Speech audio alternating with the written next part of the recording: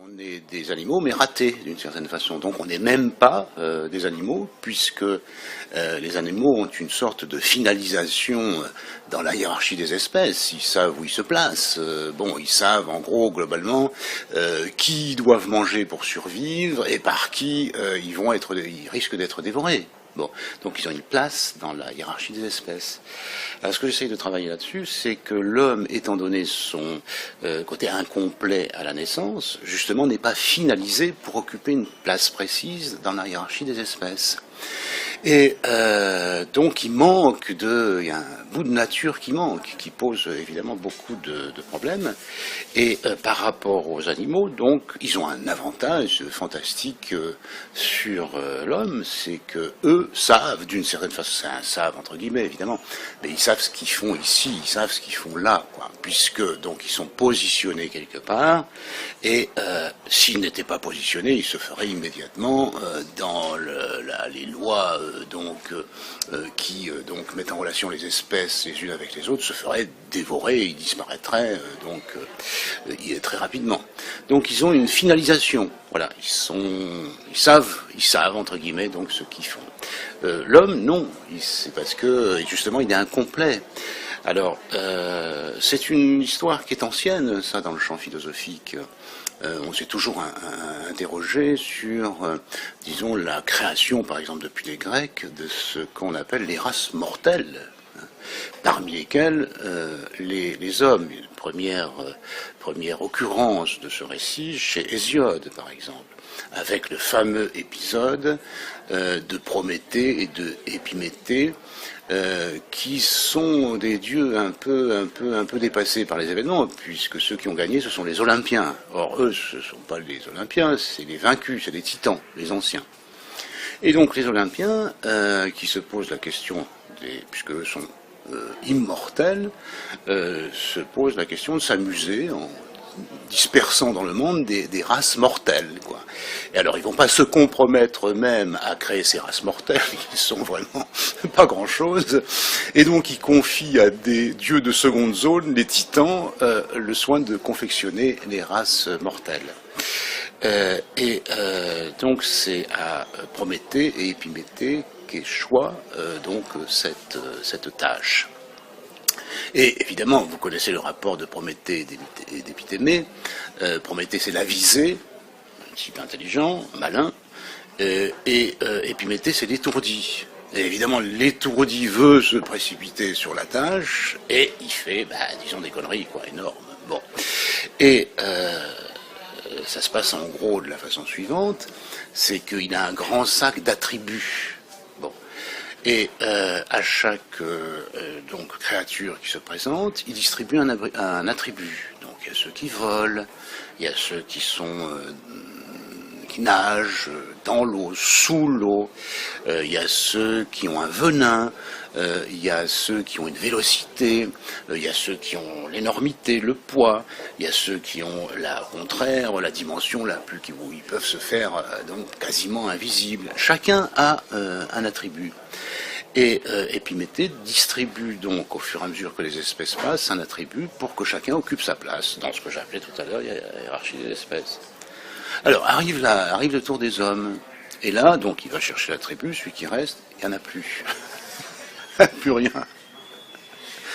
Donc voilà, l'homme naît sans attributs, et donc c'est évidemment Prométhée qui doit réparer la bêtise de son frère. Et qu'est-ce qu'il fait? Donc il va voler aux Olympiens le feu sacré, qui est un peu un symbole du savoir, pour le donner aux hommes. Alors ça permet déjà une première solution du problème, c'est que le feu sacré, c'est aussi un feu. Donc les individus qui naissent sans rien, sans poils, sans dents de lait à la naissance, sans aucun attribut positif, donc au moins peuvent s'assembler ensemble autour du feu. C'est toujours ça de gagner. Bon. Mais évidemment, à partir de là, des rivalités commencent tout de suite. Il y a ceux qui veulent s'approcher plus, ceux qui veulent tirer parti de la situation, et donc la solution est en fait dégénère immédiatement avec des conflits qui sont des conflits interindividuels. Et donc c'est là qu'intervient Hermès, donc, qui donc va apporter un certain nombre de lois pour que les individus puissent, les hommes, donc, puissent vivre ensemble. Donc il faut une double intervention de Épiméthée, et il faut l'intervention donc le lieu où ils vont s'assembler, plus l'intervention d'une loi qu'ils n'ont pas, puisqu'ils ils ne sont pas situés dans la loi naturelle. Donc il faut une loi, appelons les choses par leur nom, il faut une loi culturelle d'une certaine manière. Et ce manque de nature, donc inhérent à la condition humaine, dès les origines de la philosophie, puisque ça s'est repris dans le Protagoras de Platon, cet épisode d'Hésiode. Bon, donc dès la naissance de la philosophie, on sait qu'il faut compenser l'absence relative de nature chez l'homme par un surcroît, par un supplément, appelons ça un supplément, ou par un complément. Il doit suppléer à son manque de nature par le supplément de la culture. Et donc, le voilà, donc, à la fois, non pas seulement comme les animaux, un être de nature, qui sait dans quelle place il est et qui a donc par destination dans son programme, ce qu'on appellerait aujourd'hui son programme génétique, disons la finalité de ses actions qui sont inscrites dans ce programme, avec l'idée que, bon, il est finalisé et dirigé.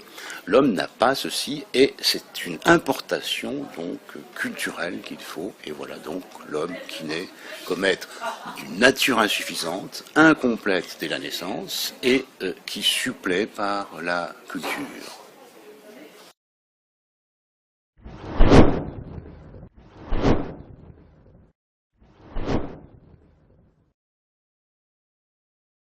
Alors effectivement, on peut déployer, c'est ce que j'ai essayé de faire dans... Ça fait 3 livres que je sors sur cette question de la néoténie, du néothène humain, c'est-à-dire celui à qui manque quelque chose donc, à la naissance.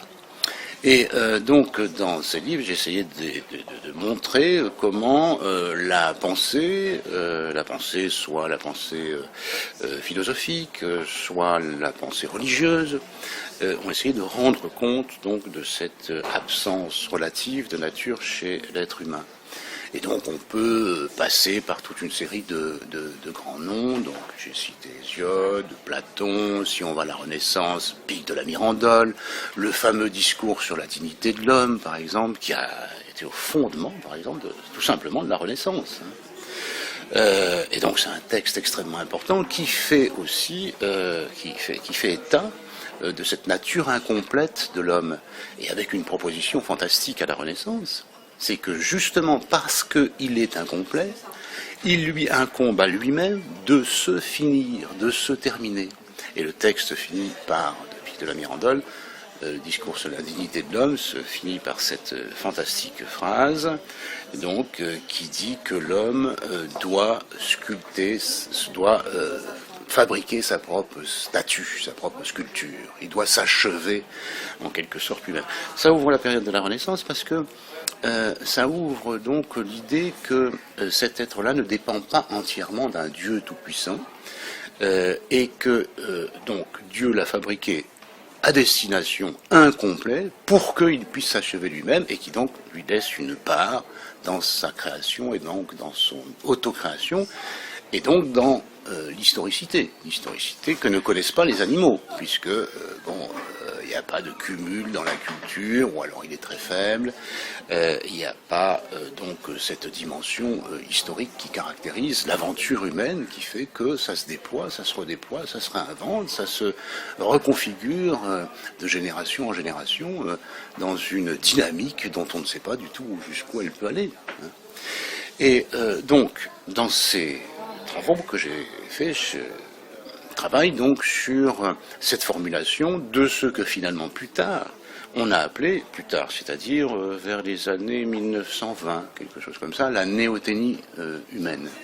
Parce que c'était une première formulation, donc de ce qui recevra vers 1925-26, une formulation scientifique avec donc des travaux par exemple, Bolk, l'anatomiste hollandais, qui écrira donc un article qui circulera, qui sera traduit immédiatement à travers toute l'Europe, Donc problème de la genèse humaine, où il montre donc quelque chose qui a à voir avec la prématuration spécifique de l'homme. Il naît prématuré, il naît non fini, alors que les animaux naissent finis. On peut s'en convaincre très facilement lorsqu'on voit par exemple, je ne sais pas, la naissance d'un petit poulain, par exemple, qui sort du ventre de la jument. Bon, il est un petit peu bancal, il est flageolant sur ses jambes, mais il se dresse et bon, il commence tout de suite à marcher d'une certaine façon, il est très rapidement autonome. Le petit homme, il lui faut un temps de maternage de 5, 10, 15, 20, 30 ans, des fois même il meurt non fini, mais bon, donc il est dans une situation qui le place dans un besoin permanent vis-à-vis donc des autres, des générations antérieures, de ce que les générations antérieures ont élaboré du point de vue de la culture, justement. Alors, en 1926 exactement, Louis Bolk donc fait cet article sur la prématuration spécifique de l'être humain. Et c'est évidemment, là, on passe du plan philosophique ou mythologique ou religieux au plan scientifique. Parce que ceci sera repris après, jusqu'à ce fameux texte de Stephen Jay Gould, qui va le grand biologiste et bioanthropologue, paléoanthropologue, qui va donner cette formulation qui permet maintenant de parler de la néoténie humaine. Et donc là, on arrive à une formulation scientifique. Alors, j'ai oublié un petit épisode qui est quand même très très intéressant, c'est qu'en 1926, donc là où ça s'invente scientifiquement, la néoténie de l'homme, il y a un autre texte qui paraît, qui est le texte d'un dénommé Freud, qui écrit un texte en 1926, 6 mois après que le texte de Bolk ait été diffusé à travers toute l'Europe. Ce texte s'appelle Inhibition, symptômes, angoisse, qui est déjà fini en 1926, mais probablement tombe-t-il sur le texte de Bolk, et ça remet toute sur le métier, donc la pensée de Freud, qui écrit donc un dernier chapitre de Inhibition, symptômes, angoisse, où il explique que la condition de la condition humaine, si je puis dire, c'est-à-dire la névrose, vient de ce que, justement, l'homme naît non fini, naît au sens naître, mais naît au sens de la négation, il n'est pas fini, il n'est pas fini, et donc qu'il a besoin du secours des autres, il a besoin de chercher l'amour de l'autre. Voilà. Et cette demande d'amour, dit Freud, le place dans une situation névrotique, parce que voilà, un être toujours en demande vis-à-vis de l'autre.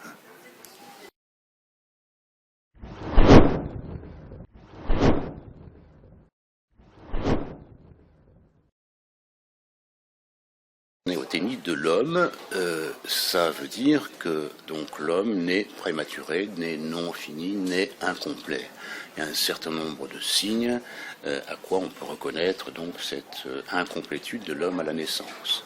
Donc, par exemple, l'absence de pouce postérieur opposable. L'homme est très fier dans la création d'être debout, mais en fait, il est debout. Tout simplement, il se tient debout parce qu'il n'a pas de pouce opposable. S'il avait le pouce postérieur opposable, il aurait beaucoup plus de mal, comme le singe, à se tenir debout. Ça serait simplement accidentel lorsqu'il est en situation de stress, comme ça. Bon, alors donc, absence de pouce postérieur opposable. On peut égrener ces différents caractères. Absence de dents de lait à la naissance, alors que tous les mammifères supérieurs naissent avec des dents de lait qui perdent 2-3 jours après, et qui sont remplacées immédiatement par les dents définitives. Donc l'homme naît édenté, il y a les dents de lait qui poussent, et à peine les a-t-il qu'il les perd au bout de 5 ans, et qu'il vit édenté, ou avec une façon un peu bizarre dans cette présentation à l'autre bizarre, donc de dents qui manquent, qui font que, évidemment, il n'a pas son autonomie avant longtemps. Autre signe très important, le trésor de l'homme, le cerveau, le grand trésor, est enfermé dans un bocal mal bouché, mal fermé, mal protégé. C'est ce qu'on appelle la fontanelle. Tout le monde sait ça, les petits naissent avec un trou dans le crâne qui fait que leur bien le plus précieux, semble-t-il, le cerveau, n'est pas bien protégé. C'est pas fermé pour cause donc de non-finition. Autre critère, les alvéoles pulmonaires qui sont fermées, qui ne sont pas donc destinés à donc prendre le relais pour une respiration aérienne. Donc ça produit quoi? Ça produit que quand le petit homme arrive au monde, la première chose qu'il faut lui faire, c'est lui taper dessus, une façon d'accueillir les nouveaux venus pour qu'ils respirent et que ces alvéoles pulmonaires puissent donc s'ouvrir et qu'ils puissent pratiquer la respiration aérienne. Autre critère, absence de terminaison du système nerveux pyramidal, qui fait qu'il est caractérisé par une incoordination motrice notoire à la naissance. Je vous ai dit tout à l'heure, le petit poulain marche, flageolant certes, il marche quand même à la naissance. L'homme, il lui faut 1 an, 2 ans avant de maîtriser un certain nombre de gestes élémentaires. Bon, voilà, par exemple, il y en a d'autres. Absence de système pileux, par exemple. Donc il y a toute une série de critères comme ça qui caractérisent donc la prématuration, l'incomplétude, l'anéoténie de l'homme, le fait qu'il ne n'est pas fini à la naissance ou il n'est pas fini à la naissance.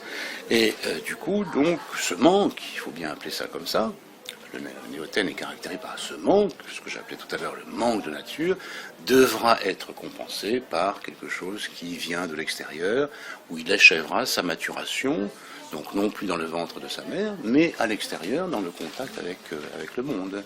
Donc la nécessité de la présence de l'autre pendant de très très longues années, sous la forme du maternal, sous la forme de l'éducation, sous la forme d'une éducation qui n'est jamais finie. Regardez, on est dans une librairie, c'est plein de livres. C'est-à-dire qu'il y a plein de gens encore qui pensent qu'ils ont des choses à apprendre et qui achètent des livres et ça dure jusqu'à la fin de la vie. Donc on n'est jamais terminé d'une certaine façon, on a toujours à s'achever. Et ça, c'est quelque chose qui est beau aussi dans l'humanité. C'est donc un mouvement dynamique qui n'est jamais fini dans la culture. Ça ne veut pas dire que ça nous réserve que de bonnes surprises, hein, parce qu'il se peut aussi que ce destin d'avoir toujours à ajouter quelque chose, à un moment donné, devienne problématique. Je pense, par exemple, à l'idée que l'homme doit s'ajouter quelque chose dans la culture pour compenser ce manque de nature. 3 choses, en gros. Des récits, parce qu'il faut bien qu'il imagine qu'il vient de quelque part, et que lui, si incomplet, si mal fini à la naissance, doit pouvoir imaginer un autre, un être fini, puissant, surpuissant, et ça détermine donc une condition religieuse de l'homme, quelle que soit sa croyance. On est bien quand même obligé de constater la permanence du fait religieux dans l'humanité, quels que soient les lieux géographiques, historiques et les civilisations.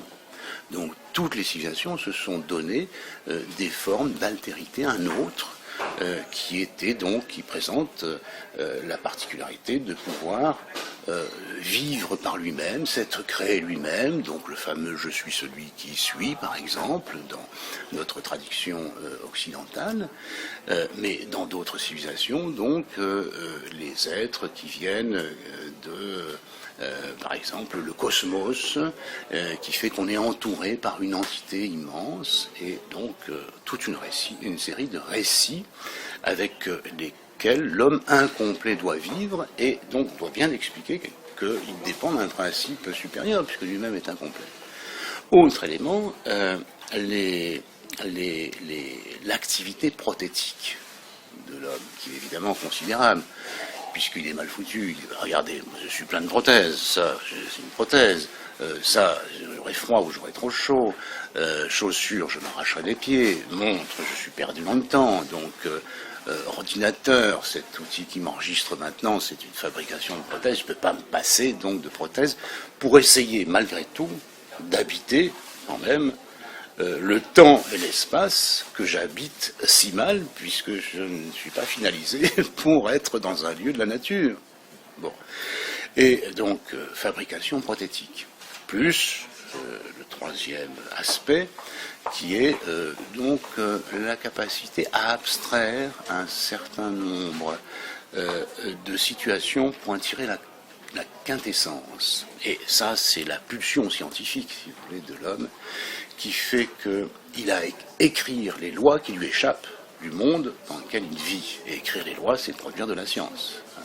Mathématiques, physique, ou même c'est donc théoriser, par exemple, qu'est-ce que c'est que le cosmos avec l'astronomie, la science des sons avec la musique, voilà, donc on produit toute une série de grammaires qui rendent compte des pratiques et du monde dans lequel on est, puisque on est mal placé là-dedans, donc il faut essayer de comprendre un peu les choses dans lesquelles on est lancé. Bon, alors tout ça c'est formidable, c'est la fantastique activité culturelle de l'humanité. Sauf que on arrive, je pense, à un point où l'invention prothétique devient possiblement problématique. Parce que c'est bien de se donner des prothèses pour complémenter, pour supplémenter des insuffisances, une certaine, disons, débilité, pas au sens mental, mais fragilité de l'humanité. Donc c'est bien de se donner des prothèses pour essayer d'habiter quand même ce monde. Mais à partir du moment où la prothèse n'est plus simplement un adjuvant, mais prend une place considérable, et que l'homme devient un adjuvant de la prothèse,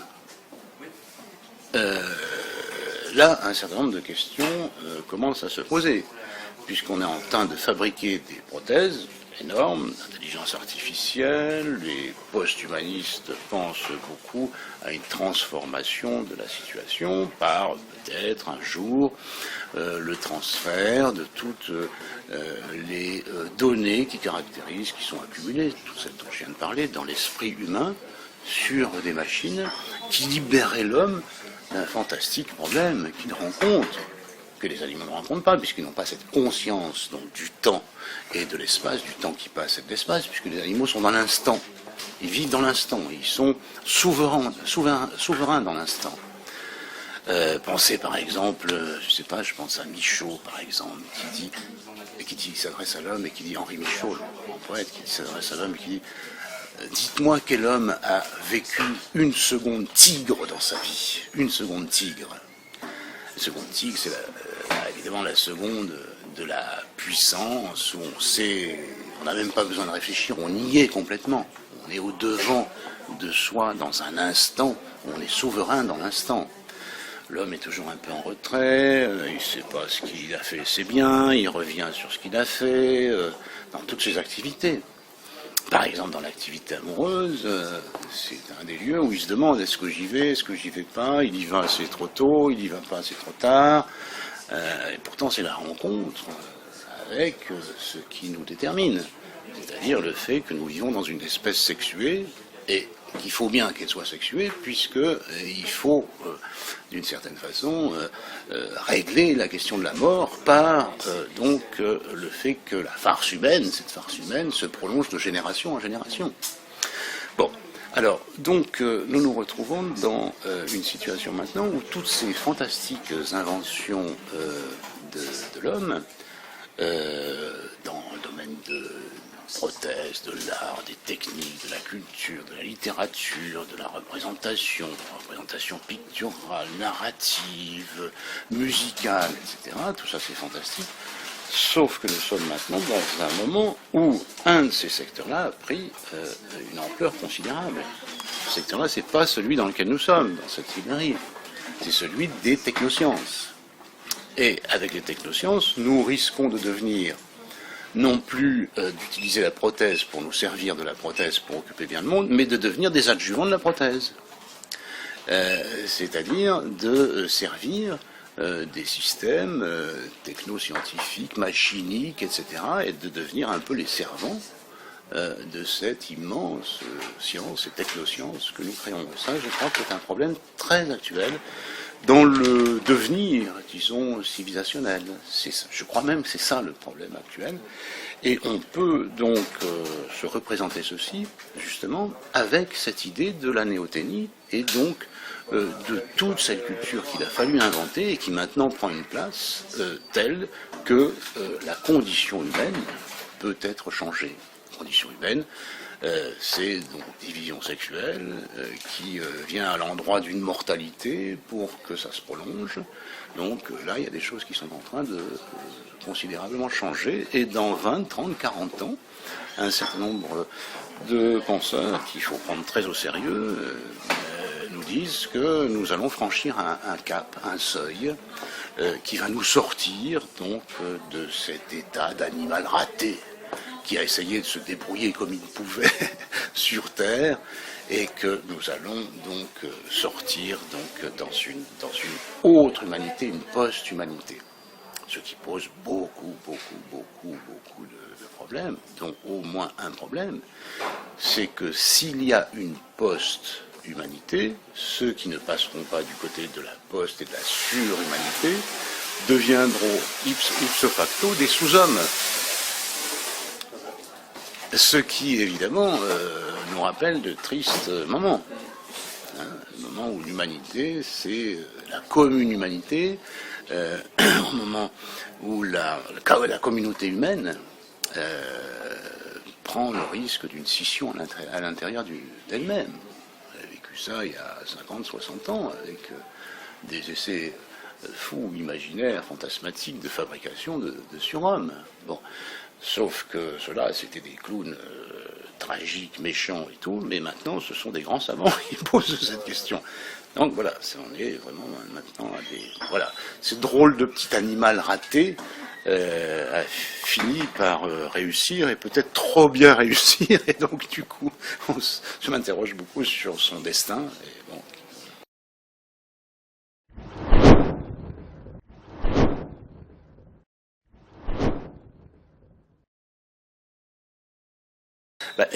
Il y a vraiment une passion humaine, la passion du néothène, c'est de néothéniser le monde.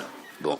Et la néothénisation du monde s'exerce à l'encontre du reste de la création vivante. Bon. Avec des grands arbres comme ceux que je vois là devant moi, on fait des bonsaïs. Avec des loups qui sont vraiment dans la puissance et la souveraineté absolue de la puissance totale. On fait des toutous, des chiens. Hein. On sait maintenant que un chien, même un tout petit chien, même un toutou de sa grand-mère, c'est un loup. Mais c'est un loup qui a oublié qu'il était un loup et qui a été néothénisé par l'homme. Comment ? Ben justement par la question que vous posez. C'est-à-dire que on a soustrait donc un certain nombre d'animaux, comme par exemple le chien, le loup, on l'a soustrait à la meute quand il était petit, et donc il a perdu les caractères qui étaient les caractères sociaux, disons, dans lesquels il vivait. Les caractères sociaux, c'est la meute qui est marquée par la dominance. Loup dominant, avec des luttes féroces entre les loups pour occuper cette place de la dominance. Bon. Et donc, quand on retire un petit loup, un petit loup un peu raté, hein, s'il vaut mieux le prendre un peu raté, un loup loupé, si vous voulez, un loupé, voilà. Quand on le retire un peu de la meute, il n'a plus donc l'espace social pour trouver sa place à l'égard des autres et à l'égard du dominant. Et donc, il se retrouve chez des hommes. Et alors, ce qu'on a travaillé, là, ce que j'ai repris pas mal dans mes travaux, c'est la fantastique idée du transfert de dominance. C'est que le petit loup transférait sur le puissant, c'est-à-dire sur le dominant, mais comme il est retiré de la meute, pris par les hommes, eh ben, il transfère sur un substitut de mâle dominant qui s'appelle l'homme. Et voilà donc la situation incroyable où ce néothène, cet animal raté, devient le dominant d'un loup lui-même raté, qui va créer donc une nouvelle socialité de rapport entre le chien donc, et cet homme, de telle sorte que l'homme devient un substitut de mâle dominant du chien, ce qui permet donc toutes les relations, qui sont les relations où on peut dresser, comme on dit, un chien pour donc le soumettre au désir de celui qui va devenir le mâle dominant. Ce mâle dominant peut être une vieille grand-mère, il n'y a aucun problème. Ça peut être une vieille grand-mère à la voix chevrotante, etc., qui a un petit toutou.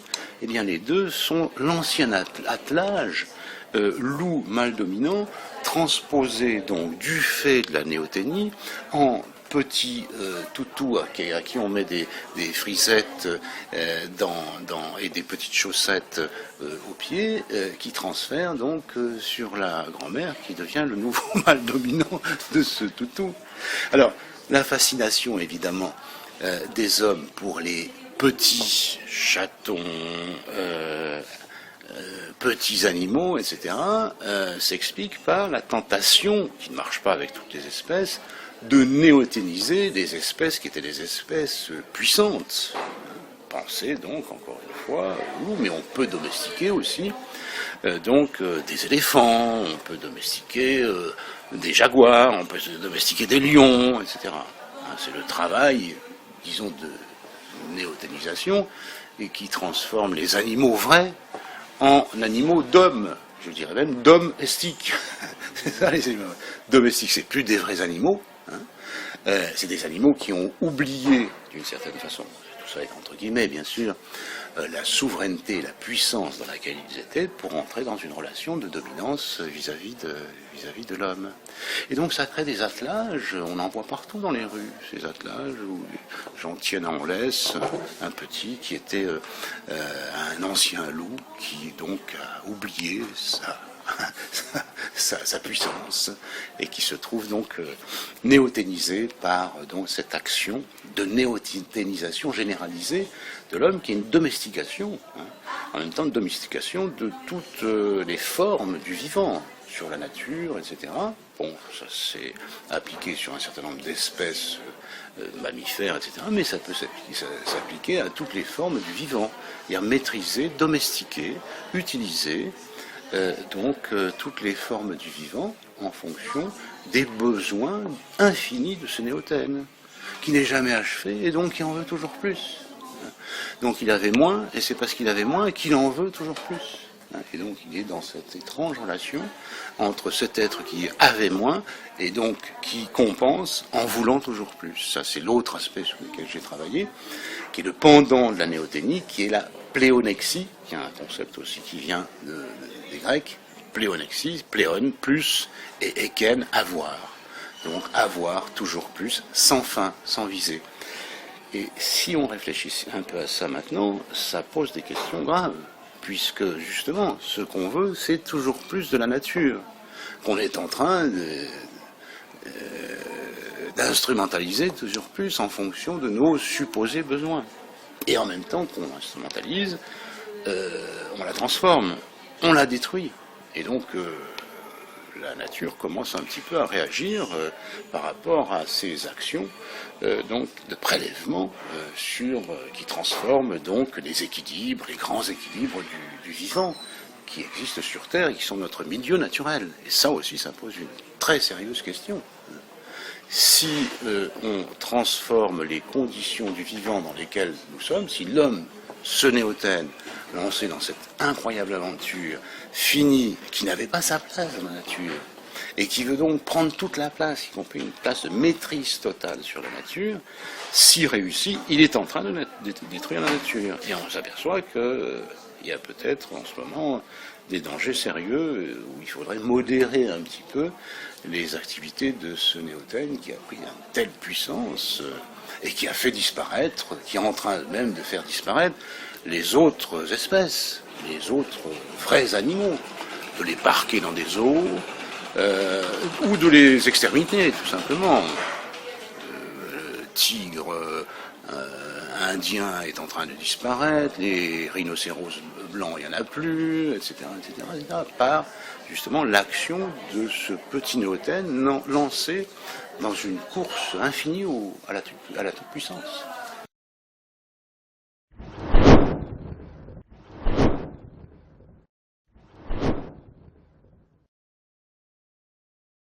les animaux disposent de ce qu'on appelle un instinct. Bon, ils n'ont pas besoin de s'interroger pour savoir qui je mange ou pas, de qui je me méfie, ou quelle herbe je peux consommer, quelle autre je ne peux pas consommer, etc. Donc ils ont un instinct qui maintenant, donc on sait que s'ils sont, comme le disait Kant, ils sont tout conduits par nature. Dans leur nature, donc ils sont conduits à faire ceci, cela, etc., sans avoir besoin de réfléchir. Au contraire de nous, chaque fois qu'on fait quelque chose, on a besoin, est-ce que je fais bien, est-ce que j'ai ça, est-ce que je suis pas en train de m'empoisonner, est-ce que c'est... Donc ils sont tout conduits par nature, et ils sont donc dans des rapports qui sont intégrés les uns aux autres, dans ce que j'appelais au début, par exemple, la hiérarchie des espèces. Bon. Donc c'est l'instinct qui fonctionne. L'homme, comme il n'est pas complet, qu'il est inachevé à la naissance, n'est plus dirigé vers l'objet qu'il doit consommer, donc il ne sait pas ce qu'il doit consommer. Donc il a perdu la part instinctuelle de l'animal, et il vit avec ce qu'on appelle un fonctionnement pulsionnel. Il est tiré vers ceci, puis il est tiré vers cela. Une fois qu'il a consommé l'objet, il en veut un autre. C'était pas le bon objet, c'est toujours un autre. C'est jamais tout à fait ça, parce que il n'est pas content, puisque il n'est pas dans cette position, disons, qui est une position de complétude originelle, qui est la position beaucoup plus proche de l'animalité. Donc il vit avec cette dimension pulsionnelle qui le tire à lui et à dia. Du coup, la seule possibilité, c'est ça qui reste de l'animalité chez l'homme. C'est une dimension pulsionnelle, mais qui le tire à lui et à dia alors qu'elle est dirigée du côté des animaux. Et donc, par rapport à ça, il faut qu'il fasse intervenir une autre instance, qui n'est pas l'instance pulsionnelle, mais l'instance délibérative. C'est-à-dire, est-ce que je fais bien de vouloir ceci, de vouloir cela, etc. Faire bien, pas au sens de la satisfaction morale qu'il pourrait en tirer, mais faire bien au niveau de est-ce que je suis pas en train de détruire l'objet que je suis en train de vouloir, de convoiter, de désirer, etc. Est-ce que je suis pas en train de détruire le monde dans lequel je vis, etc., etc. Donc voilà, on se retrouve à la place donc de l'instinct qui dirigeait l'ensemble chez les animaux dans un rapport pulsion, délibération, ou ce que donc Platon appelait l'épitomia du côté de la pulsion qui nous pousse à vouloir, et puis du côté du nous, c'est-à-dire de l'intelligibilité qu'on doit bien faire intervenir à un moment donné pour délibérer sur sa pulsion. Parce que si on ne délibère pas sur sa pulsion, on devient au contraire de celui qui peut s'autodiriger, de celui qui peut donc agir et penser par lui-même, quelqu'un qui devient esclave de son fonctionnement pulsionnel. Il se laisse diriger vers tous les objets et on rentre dans des relations qui sont des relations finalement que notre époque connaît, qui sont des relations souvent d'addiction. C'est voilà, j'en veux, je manque d'eux, j'en veux, je manque d'eux, j'en veux, etc., etc. Donc voilà, et on a à construire ce couple parce que notre animalité n'est pas suffisante, d'une certaine façon, ne se suffit pas à elle-même. On a à construire ce couple, donc pulsion d'un côté et intellection de l'autre. Ce qu'on peut appeler un couple pulsionalité-symbolicité, dans lequel évidemment la dimension de l'art, de la littérature, du théâtre, évidemment, on dit ça ici parce que nous y sommes, est évidemment importante, puisque ça nous aide en principe à délibérer sur ce qu'on peut et ce qu'on devrait ou ne devrait plus faire. On se reconnaît dans une enfance, l'enfance étant donc ce moment où tout est d'une certaine façon permis, on ne sait pas ce qu'il faut faire et ce qu'il ne faut pas faire, etc. Et donc nous sommes dans un déploiement par rapport à un environnement où on peut faire beaucoup de choses. Freud parle d'ailleurs de la toute-puissance infantile. Et il parle aussi, contrairement à ce qu'on dit maintenant, de la méchanceté infantile, parce que comme il veut tout, il peut donc tout détruire pour prendre ce qu'il veut. Et donc, on se reconnaît spontanément dans la figure de celui qui est dans cette position narcissique. Donc, le petit animal est dans une position narcissique. Il veut ceci, il veut cela, il joue, il court, il fonce, etc. Mais bon, il finit par, disons, trouver sa place dans le monde, par donc nécessité, alors que c'est pas donné comme ça pour l'homme. Il faut toujours qu'il la construise. Et comme en plus on est lancé dans un processus historique qui nous échappe au moment où on le vit et au moment où on le crée, on est un peu perdu par rapport à ce qu'on veut et qu'on veut pas. Et donc cette disons centration narcissique qui est très séduisante, hein, évidemment pose aussi des problèmes à l'heure actuelle, hein, où on dit par exemple aux individus, ou les individus croient, puisque nous sommes en démocratie, heureusement, Dieu merci, qu'ils ont tous les droits et qu'ils peuvent tout faire, comme des petits animaux. Donc ils ne savent pas qu'ils tiennent leur socialité d'un certain nombre de règles qui garantissent un être ensemble. Et ils pensent qu'ils ont tous les droits, plus de devoirs et des droits. Donc on se retrouve souvent dans nos démocraties avec des gens qui pensent qu'ils ont droit à tous les droits. Et ça, c'est aussi un problème actuel.